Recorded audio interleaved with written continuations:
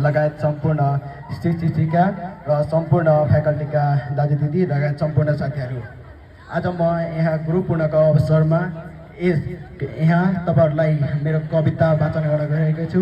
मेरो कविताको शीर्षक रहेको छ शिक्षक र विद्यार्थीको सम्बन्ध। यस कवितामा शिक्षकलाई माली र विद्यार्थीलाई फुल भनी व्याख्या गरिएको छ।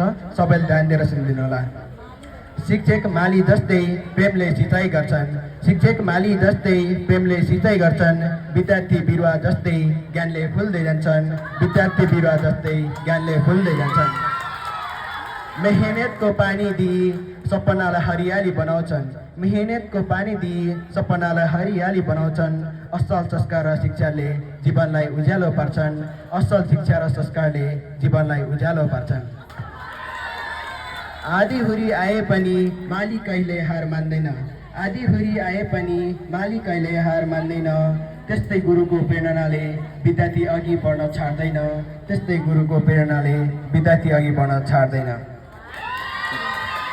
बिरुवा फुलेर फुल दिए झै विद्यार्थी सफल बन्छन्, बिरुवा फुल फुलेर विद्यार्थी सफल बन्छन्, शिक्षकको अथक मेहनतले संसारभरि नाम कमाउँछन्, शिक्षकको अथक मेहनतले संसारभरि नाम कमाउँछन्।